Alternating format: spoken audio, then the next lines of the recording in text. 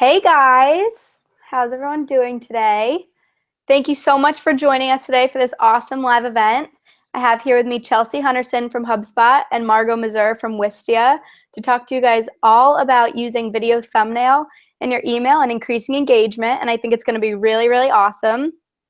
So over the past couple months, as you guys know, Chelsea and Margot have been experimenting with video thumbnails, and they've seen some pretty cool results that they're really excited to share with you today. So before I hand it off to them for the presentation, I have just a couple housekeeping things for you guys. The presentation portion of this should run for about 30 minutes or so, and then we're going to jump right into questions. So thank you all to those who submitted questions when you filled out the form and registered for the event. We're going to try to address as many of those as time allows for. And then any additional questions or comments you might have during the event today, we want to hear them all from you, so make sure to tweet them to #videothumbnail. I'll be keeping an eye out for those, and we'll loop back with those at the end. And then the last thing, just a lot of people have been asking if you need to duck out early or you want to rewatch the event later, it will be recorded, so I will be sending via email and posting to the same link that you're on now, both the slides and the recording. So on that note, Chelsea and Margot, I'm going to pull up the slides here and pass it off to you guys.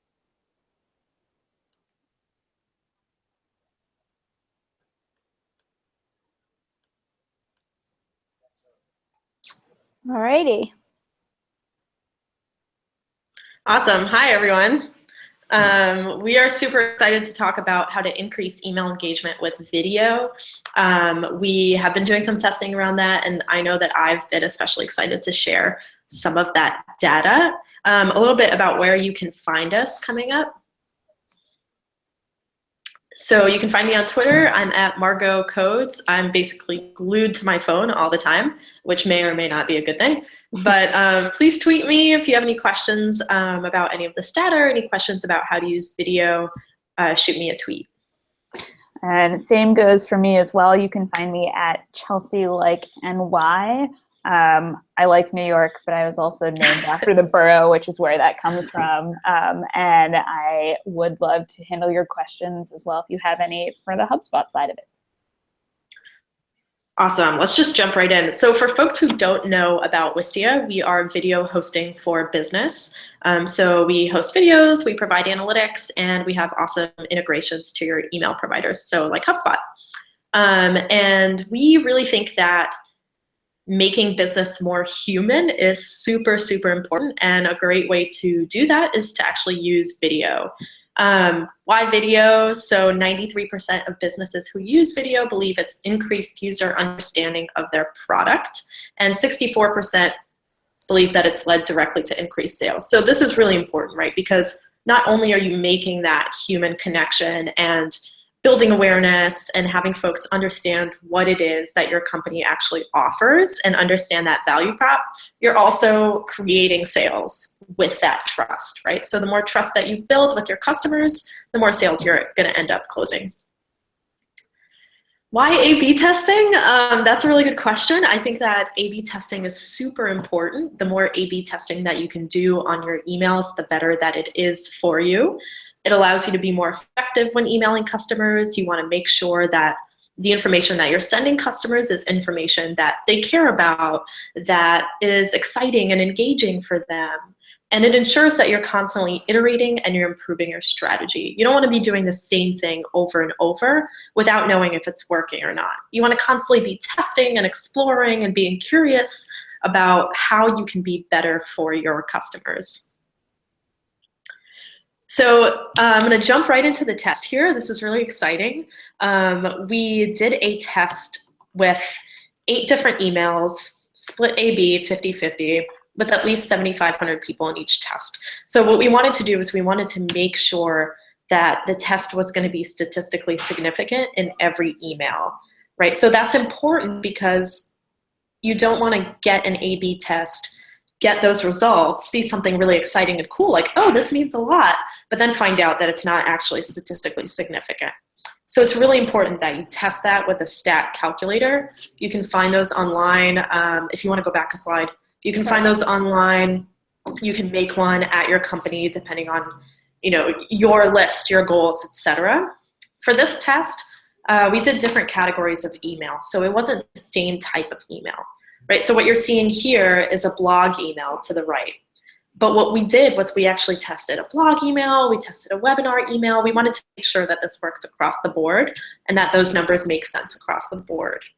For that 50-50 split, it was actually the same exact email, the same exact image, except for that play button and timestamp in the middle there, right? So that image on its own would be the other half of that A/B test. You can move forward a slide. Awesome. So big results, 21.52%. We found that using a video thumbnail instead of a regular static image can increase your click-through rate by 21.52%. And that's on average, which is really huge and exciting, right? That's a giant number. And if you can get that video thumbnail in there and you can see that it excites folks, it's engaging, people want to watch a video, and more importantly, they have the time to, right? So that timestamp on that play button, people see it and they're like, you know what? I've got 50 seconds. Like, let's do this. Let's watch this video. It might be really cool. So you can move forward a slide. Awesome. So I'm going to talk about using video in email. So if you know that that number, 21.52%, is so huge and so effective, you probably want to just jump in, right? So we found that just using the word video in your email subject line can boost your open rates by 19%, which is amazing. And something that we've started to do at Wistia is we actually started to use the word video in brackets on our subject line. So it's when someone sees an email come through in their inbox, they'll see in brackets video and then the subject line, right? So what that does is it creates and it sets an expectation. So folks are like, I know what I'm gonna get. I feel good about what I'm gonna get. Let's do this, right? It's gonna be a video, I'm excited, and they're more likely to open. First place you can start using video, this is really easy, really simple to do, is add a video to your webinar registration page. So a lot of you are probably doing webinars with your company right now. If your landing page consists of only copy, I would definitely recommend boosting that up a little bit and making a webinar invite video. So when you actually use this video in your email, you want to use that video thumbnail, match it to the background or match that player color to the background so it looks really nice and cohesive. It's prominently featured in your email, so no one has to scroll down, no one's doing any scrolling, it's right there for them, they're excited to watch it. And it clearly explains what that recipient would get, right? So that video is informative, that copy is informative as well, right above the video, and all the CTAs link right back to that landing page. So this is the landing page that you saw for our live event invite. So you all probably watched the video, maybe, you saw it. And there it is in our Wistia webinar invite email. So the thumbnail's right there, it's really engaging, you wanna know what those top secret tests are all about. You've got that copy, it explains what it is that the video is gonna be about. It's prominently featured and all those CTAs link back to that landing page. And these are the stats for that video. I just thought it would be interesting for you all to see this. This is what it looks like in the Wistia product. So you see it's 86% engagement rate, you see the number of plays, and those orange bumps are kind of where folks have rewatched. So if you have a more intense or in-depth video, you're gonna be able to go back and see that content with a little more information, right? It looks like we're getting comments from folks that you're not able to see the slides. Let's see what's going on here.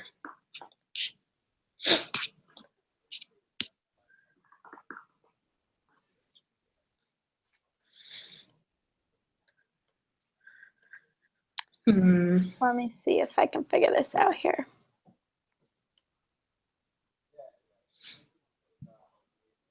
I can try to reshare and see if that works. Let's try it.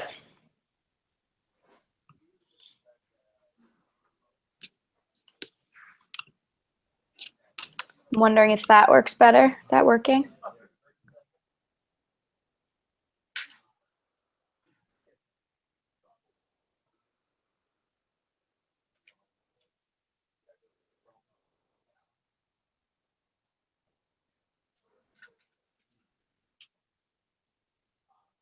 Let us know if you guys can see the slides now.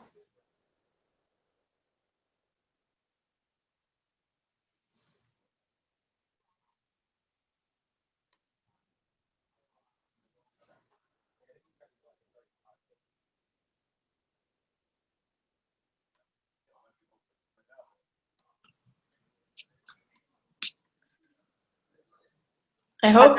How's that looking? Okay, I think folks are saying that it just got fixed, Okay. which is really good to know. Okay, so we're gonna take it from where we stopped. This is why we use Wistia for our videos, right? We know how to use that correctly. Awesome. So, okay, so I'm gonna start from this slide. So basically, if you're doing webinar invite videos, that's really awesome. If you're not doing webinars, that doesn't mean that you don't have videos to create. Videos are a great part of your content strategy. So adding video to a blog post, it helps increase engagements and it boosts your click-through rates. And what you want to do is actually use those videos and those video thumbnails in your email.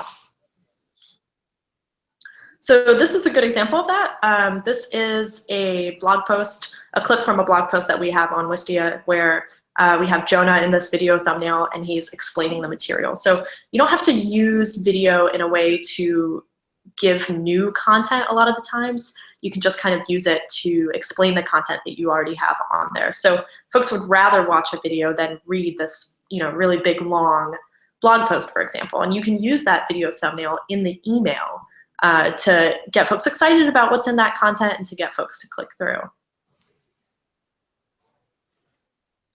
And then, of course, landing page offers, anything that's not a webinar. It doesn't mean that if it's not a webinar that you don't have to create a video for it. A lot of times if it's some sort of offer that you want folks to enter their email address for on a landing page, then you want to use video to build trust with those folks, right? Say, this is what you're going to get in this offer. This is who I am. I prepared this for you. So it kind of builds that trust and builds that relationship for folks. And video on a landing page, have that nice thumbnail up there. It's engaging. It allows folks to get the gist of what's behind the gate in a really human way. And best practices for where you actually want to put that video, that's definitely important. What we did is we split up the website with above the fold and below the fold. The fold being where you actually have to start scrolling down on the page. And we broke up that landing page into zones, right? So each zone is going to be 250 pixels in height. So you can have as many zones as you like on a web page. Let's say it's like super really long. That's totally fine. But what we found is that when you actually put your video in the top zone, that's where it's going to work the best. So if you look at zone 1, zone 2, zone 3, you're going to see that that percentage of play rate, the amount of folks who actually get on the page and press play, starts going all the way down pretty quickly. So what you want to do is you want to make your video work for your business. You want to put it all the way up on zone 1 so folks can see it. If folks don't scroll down and see the video, then that video is not doing much for you.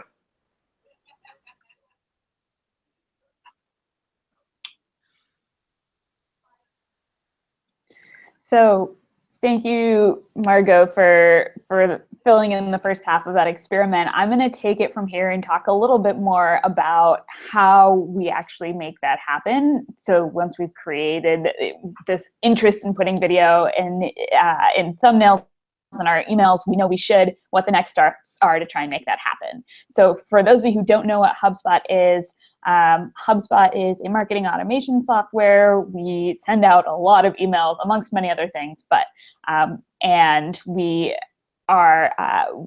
work with Wistia a lot in that we have a good way to look at the people who are watching your videos and making sure that they are people who are receiving the information that they should later on, that we know enough about them that we are able to nurture them as well.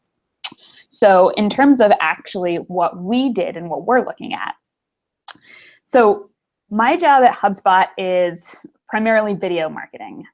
So what I like to think about is, as we are putting together these videos, how are we going to make that happen? Because it takes resources, and it's a lot easier when you have the buy-in, right? We all know how difficult it is to get buy-in for things, especially that are relatively unknown and things that are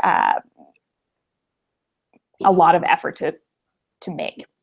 So why should we do that? Well, as anything, when you're trying to get buy-in, we start with the numbers. So there are a couple of numbers that we found in our HubSpot research that we thought would be really helpful in terms of putting together this kind of proposal to start making videos. So the first one is 55% of people are more likely to consume video thoroughly rather than skim. So if we take a look at the next slide, we can see what that means. Effectively, what that means is, as you're trying to get people to engage with your content, as you're trying to get them to want to learn more, using video is the best way that you can get to have people engage for longer and get really more bought into your content. So you see video is the top way to get people to consume thoroughly rather than skim. And that's one way that we suggest that you can pitch that it is good to keep people engaged and keep them around.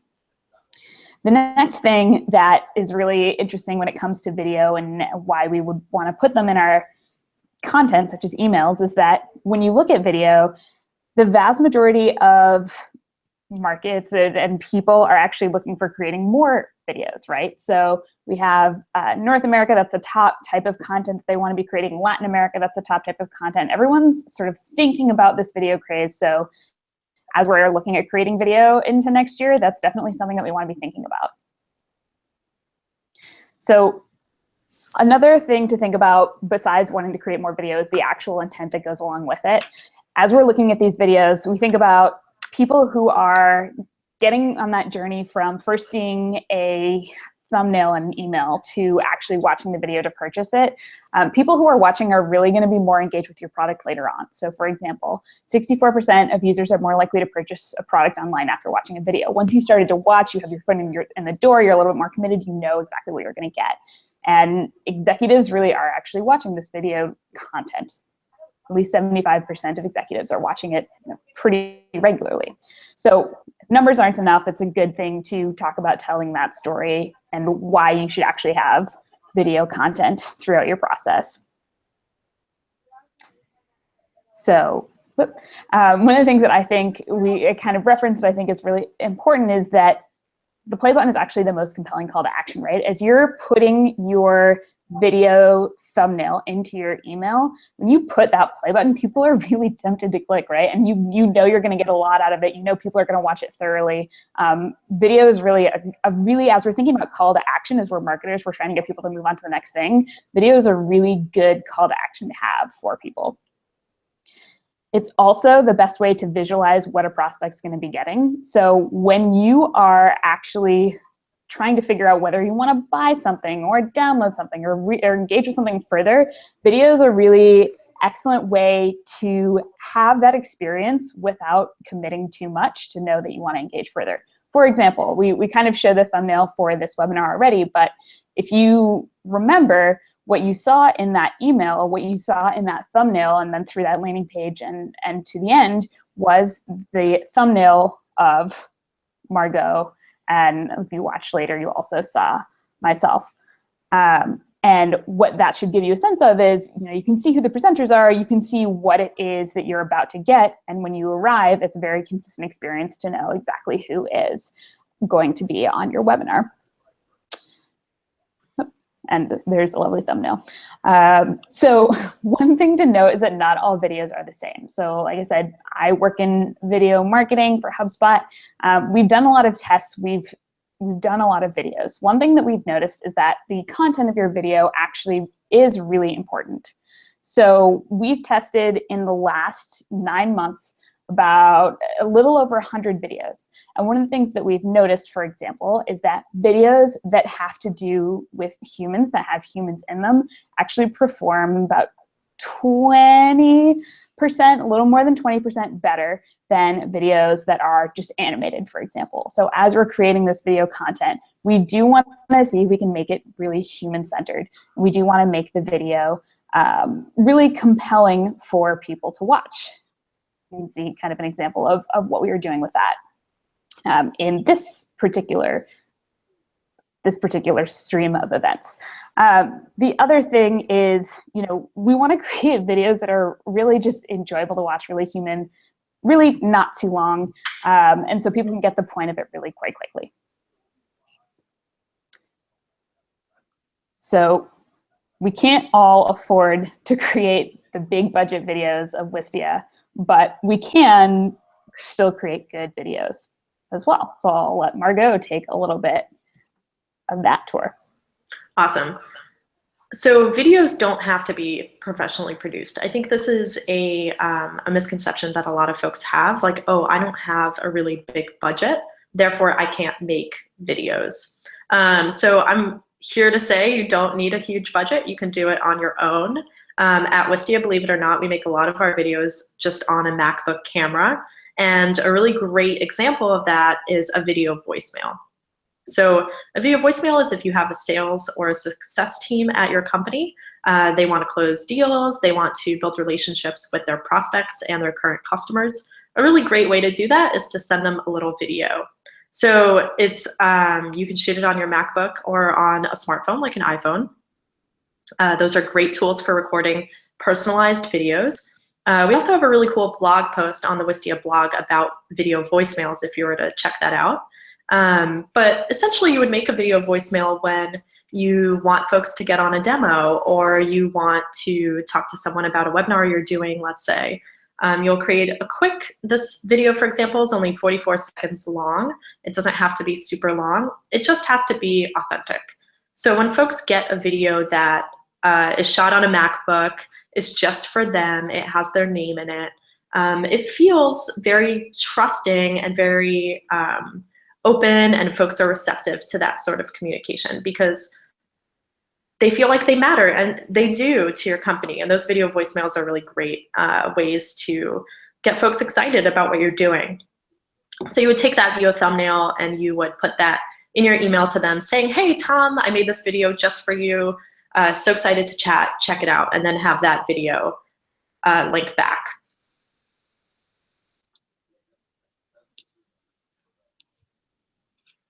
Chelsea, you are muted. Muted, yes. Just wanted to see if you're all listening and paying attention, which it sounds like at least some people are. So if you are actually looking to produce video beforehand and you're wanting to move out from behind your camera, there are a couple of ways that you can do this pretty quickly and pretty efficiently.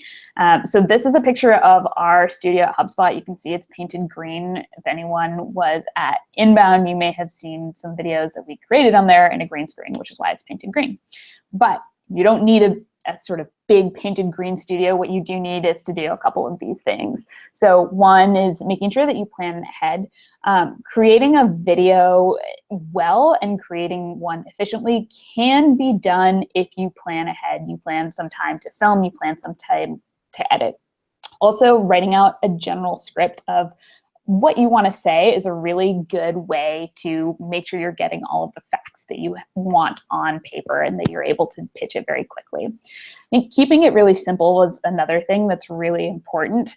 If you overcomplicate your video, people start to lose interest very quickly. And that actually happens extremely fast. So when we're creating videos, we try and keep them between 30 to 45 seconds. I think they can go a little bit longer depending on what you're trying to say, but really trying to get to the point fast and get people interested is important. And controlling your environment, we as we were learning, screwed this up way too many times. Making sure that it's a quiet place, making sure that the light is something that you can control, testing out the location and what it's going to look like beforehand. If you're going to film, even if you're filming on an iPhone, you want to make sure that you know what's happening in your environment and that you're relatively free from traffic is important to actually producing a video very quickly, efficiently, and not having to muddle a bunch with the footage later. That's awesome, guys. That was a ton of really cool information. We have a lot of tweets going out with a lot of different stats that people were really excited to hear about and surprised to hear about. So with that, I feel like we can jump right into some of the questions that people submitted when they registered for the event. Does that sound good to you guys? Oh, yeah. Yep. All right, so the first one we had is about the length. It's what is the optimum duration for video clips included in emails? Awesome. I'm happy to take that one. So we actually did some research on this fairly recently, and we found that video length is really important. So Chelsea had mentioned they try and keep their videos between 30 and 45 seconds. I think that's great. We found that under 2 minutes is going to be your best bet overall. If your video is over 2 minutes, you're going to lose a lot of folks in the middle and toward the end of your video. However, that's not kind of an end-all be-all situation. For example, we have a video on the Wistia library, I believe, that is a DSLR guide that is 45 minutes long. It's a lot of content. It's super in-depth, but it's very, very specific to a certain type of audience. So if your video is very well targeted and you know what that audience wants, and what they want is a really in-depth long guide about DSLRs, for example, then you know that'll be well received, and that video was well received. However, I would say if you're staying on top of the funnel, or if it's, you know, less very well targeted video, just overall your best bet is going to be under the 2 minute mark at about a minute. Got it. Awesome. Another question we had was, when will we be able to play video within the email instead of just using a thumbnail? And is there anything in particular to include on the video landing page to help increase conversions? Okay, so I'll just jump into that really quickly because I saw a tweet coming in. I'm like here on my phone, of course. But I saw a tweet coming in about someone asked whether it's bad for the spam filter to embed a video in an email. And I have, you know, yes, it's bad to embed a video in an email. That's why you want to use a video thumbnail. So what a video thumbnail actually is, for folks who might be a little bit confused around that terminology, is it's just a screenshot of the very first thing that folks see as your video, right? What your video looks like before they hit play. So it has that play button on it. That's your video thumbnail. So what you want to do is you want to actually screenshot that and then insert that into your email, and then link that image to your landing page or blog post or what have you, where the video actually lives. So when someone clicks on that image, that video thumbnail, they are taken to the page where that video lives. They see that video right away, and they can hit play, or you can autoplay the video, whatever you like. I was just going to add on to there. I think one thing that's kind of interesting is that I think it's been long confusing to people that you can't technically embed a video into an email. It's always been a thumbnail, and I think that that's kind of the right way to go. It's actually not as much of a limitation of tools that allow you to do that, but email tools don't allow for that type of content to come in because of the security that it would require to be able to scan that type of content. So I think it's really kind of an interesting area as to when that'll be allowed, but that's my kind of nerdy security comment. But I think embedding it in an email, if you actually look at most brands, that is what they'll do. And that's good too, because that takes you right to a landing page, and you can actually have people engage a lot more on that landing page as well. Exactly. And I think that if you were, let's say, to embed a video in an email, you're cannibalizing the traffic. So you're not actually seeing who goes to your landing page and who takes that action, right? You're definitely going to have a lower amount of folks taking that action because they're stuck in their email provider. You always want to lead them just a little bit farther, give them almost enough, and then make them do the next thing, or let them do the next thing. Yep. All right, we have another question that was a little bit less about video, thumbnail, and email, I think, and just what is a good video length when showing marketing content? Yeah, I mean, I think that comes back to what we talked about earlier. I would definitely keep it under a minute. Definitely keep it under 2. Okay, cool.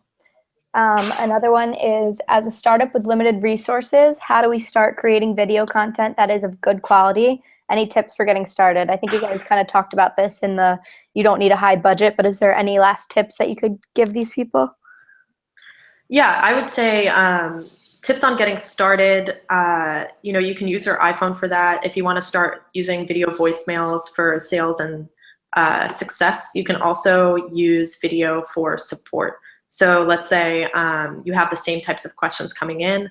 I would definitely just record a screencast, for example, that answers that question, and then use that in your support. That could help you a lot. But I would also say, set up your own mini studio. If you look online, we have a DIY video lighting kit. If you just search DIY lighting Wistia, we have Amazon links that can get you set up for under $100. So it's pretty good. Like, try and mess around with it. And then I think as you start proving ROI, you'll be able to invest a little more in it.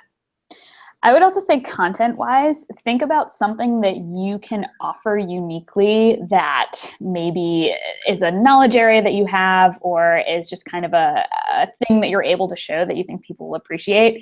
I'd also say don't let the fear of not making a good video paralyze you from getting started. Frankly, the first couple of times that you create videos, that I create videos, that we all create videos, they probably won't come out as great as you want. But once you start to do it and you get a sense of, hey, if we try and knit these two things together, that actually makes a pretty cool shot. Or, hey, there's this really unique piece of content that we're able to showcase that's happening in our office, or we're able to have somebody talk to this news headline. Something that you can talk to and just really get your feet wet is going to be the best way to sort of get started, and then you can build from there. Cool.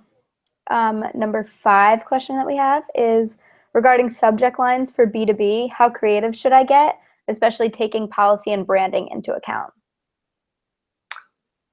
I can start with a comment there. So I think the more specific and clear you are in what you offer your customers or prospects, the folks that you're emailing, that's going to be the best way to email folks. That's what's worked for us. The more creative and interesting our subject lines have been, the less well they have done, actually. The more specific we've been, as in brackets, video, how to use this, right? That has had the best open rates always. I don't know if HubSpot has been seeing the same thing. Yeah, I would agree with that for the most part. I think there are times that you can get away with creative subject lines, but really I'm big on expectations. So setting the right expectations about what you're going to get when you read something, and then reading it is a really good user experience also. And that's what's going to keep people kind of coming back and trusting you and wanting to go all the way through. I would also say that creativity can be interpreted differently by different folks. So if you see a creative subject line and you open the email and you're like, oh, this is not what I thought it was going to be, you're going to have a higher unsubscribe rate. So you might want to take that into consideration as well. Agreed. Okay, a couple more that we had here from people that submitted when they registered. We have, how often should you use video in your email campaigns? Is this something that you shouldn't do too much for worry that you're going to exhaust it, or is there a limit to it? I would say we use video thumbnails in definitely more than half of our campaigns, definitely. Okay. So our blog posts, I believe, all have a video in there for sure. Our library posts all have a video in there. And so when we email that content, there's always a video. When there's an offer, we'll always make a video. So then that goes into the email as well. I would just say, you know what, it works so well, why not? Yeah. I think for us, we use video a lot less, but we have fewer resources that we're able to dedicate to that kind of thing. So when we do use it, that's kind of exciting for people. I think it's a matter of how much you have in terms of resources that you're able to contribute. And then this is a little bit more of a specific technical question, but people were wondering what exactly is so bad about embedding the video in the email? I know it gets flagged as spam a lot of times, but is there a reasoning for that? People were curious.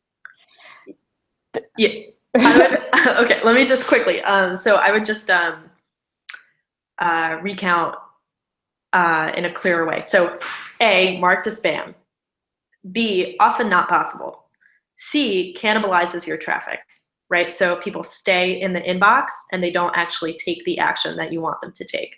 Like I would consider if I saw a video in my email and then I had to go from my inbox into Chrome, type in the website, find where it is that that offer lives, right? I'm probably not going to do all that. Like, it's just not going to happen. So I think a lot of folks, you're going to miss a lot of folks taking that next step. I think everything that Margot said is the important answer. I think the unimportant technical answer is that when you put content that's in your email that requires like leaving your email in order to access and play correctly, you're going to create security issues. If you think about the way that your email has to like retrieve information, that's just going to make it less ideal to have happen. I would also say that you're not going to be able to get the stats on your video. So for example, with Wistia, when you embed a video somewhere, you can see the stats. I hope you all saw that, the page of how our video did on HubSpot's landing page, for example. If you have that video embedded in an email, you're not actually going to see the stats for it. So you don't know how well it performed. You don't know if it worked or not. You don't know if that was a good investment for you to have made and you should make further videos, or if it wasn't so good, right? You don't know where people stopped watching, where they started rewatching, right? Those stats are very important for testing and iterating and being better. So yeah. I would also add to that, if you've gotten someone to click already and go to a landing page, they've already committed. Like they've started to watch the video, they're much more likely to actually watch it and get everything that you have to say. Whereas if you think about scrolling through social media or things like that, when you see videos and you like kind of go click them and then you can leave because they're there, once you've taken that first action, you're much more likely to absorb all that information. That's so true, Chelsea. This is a little bit similar, but somebody wanted to know, is there any clever way to link with thumbnail to a YouTube page or another video URL as opposed to just a landing page? Like if you wanted to specifically drive to existing content. I mean, you could just insert a link, right? So just link that thumbnail back to wherever it is that content lives, whether it's on your blog or your landing page, on your website, or on YouTube, or wherever it is that content lives. I would make the push here to put your video on your website instead of, or as well as on YouTube, right? Because that's where you're going to get the most movement for your business. Awesome. But yes, you can link to wherever you like from that thumbnail. Okay, good to know. And then someone else was curious about the best positioning of the thumbnail video itself in the email. I know you talked about like above the fold, below the fold on landing page, but someone was curious about it in the actual email placement as well. Yeah, we've been testing that ourselves. We usually have like a little bit of copy, a line or two of copy, and then boom, the video thumbnail, and then the call to action. But we've recently been testing with a little bit of copy, a call to action, the video thumbnail, and then another call to action button. The main point of this is that you don't want to have someone scrolling down. You don't want to have someone actively have to scroll to get to your video thumbnail. You want that to be above the fold for a web page, a landing page, a blog, what have you, an email. Got it. And then people were curious a little bit more about different numbers, and we might not have them, but I figured I would shoot you guys a question anyways. Were there numbers around the percentage of people viewing video thumbnail-rich emails via mobile device? No, we did not collect that data. We usually have approximately a 50-50 split, but we haven't aggregated that data, but that's really good. Whoever submitted that question, thank you. I'll follow up on that. Awesome. And then a similar idea, have we seen any difference between a still screenshot and an animated GIF for the thumbnail? We have not done testing around that. We do use GIFs every once in a while, but less often than video thumbnails themselves, although that is a great test to do, and I imagine we'll be doing that test in the future. I wonder, Chelsea, if you've seen. We haven't done that test specifically between different types of medium in that way either. I think it would be a valuable test to do. I will also look forward to that data information. We do see high click-through rates, though.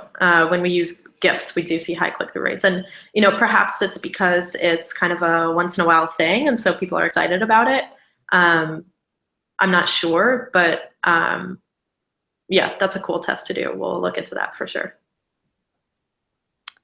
We had a question about the logistic of how you actually shoot the video itself. Do you shoot the video in vertical or horizontal?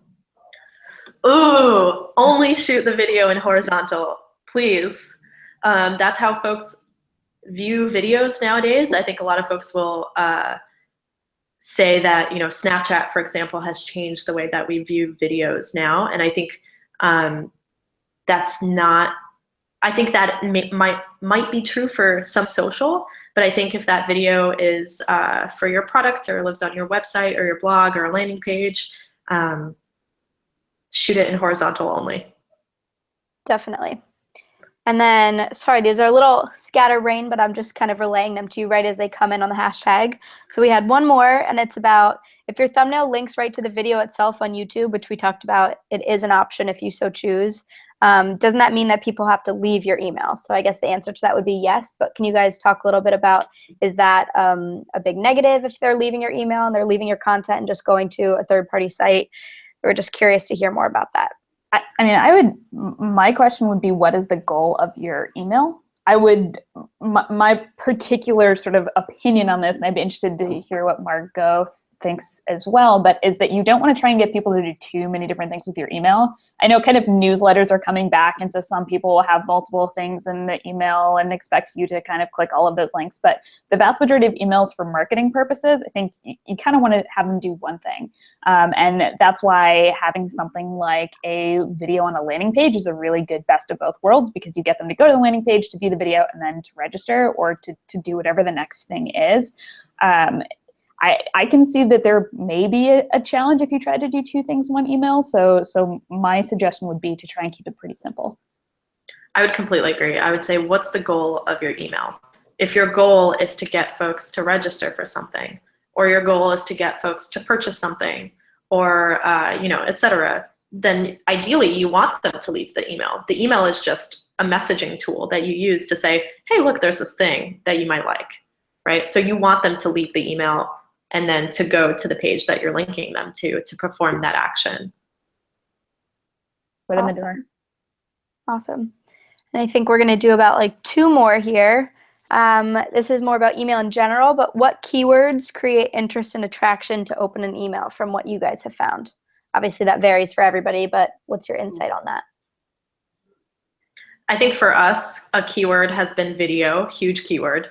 If folks know that there's a video in the email, they're like, oh, cool, a video. And so they'll open the email more. And then definitely like learn has been a keyword for us. Learn how to do this exact thing, right? And then folks are like, oh, this pertains to me. I want to learn how to do this and to be better. So that's worked for us as well. I don't work specifically on our email team, so I don't want to speak out of turn on that one. But I think from what I understand from them, like being clear and also not making things seem spammy, but making them feel sort of special and new, and this is a piece of content that you get to enjoy is the type of subject that we find as well. Cool. And then the last one, which I think gives you guys a little bit of room for creativity here, and I feel like touches on what both you, Margot and Chelsea, do on a day-to-day when you're dealing with video. How do you be professional in a video without being boring? And how do you keep a fun voice but still maintaining that professionalism? And I think that you guys both do this really well. So I'm curious to hear what some of your tips are to the people listening. That's a really good question. I would say that, you know, it's hard. It's not easy. I would say a lot of practice. You know, you have to really know your audience and know who you're speaking to, be right to the point, but still be really friendly and really excited, like this is a cool thing and you're excited to share it. And it takes practice, I think. Yeah. So my tip on this, I guess, would be try to imagine you're talking to a human, or if at all possible, Yes. talk to a human as you're actually doing this, and also do multiple takes. When we do videos sometimes, or if I'm coaching someone to do video, I might have them do it a couple times and do some silly and do some not. And then somewhere we find some happy medium in between what they have done on this spectrum and this spectrum. This is kind of a side point. I think everyone should take an improv class to kind of practice talking to people and getting comfortable, but actually talking to a human and actually practicing and making yourself feel a little bit silly, I think helps a lot. Yeah, I think just being excited and talking as if you were speaking to a friend, but it's still like it's an important message that you want to get across, but it's to someone that you know and you enjoy and you're like excited to talk to. We have this thing called Get Loose at Wistia, so it's always kind of nerve-wracking doing a video. So as you get up there in front of the camera and they adjust the lighting, you just kind of like move around and do some silly dances and like make silly faces and just get comfortable and know that folks are here to see you. You're going to do a great job, and not to take it too seriously. That really does help. Put on some like nice music and all that.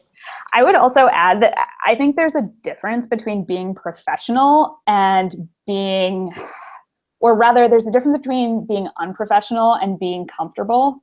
Like being professional doesn't have to mean that you are, obviously, ideally you'll have good posture. I can even work on my own, but ideally you are,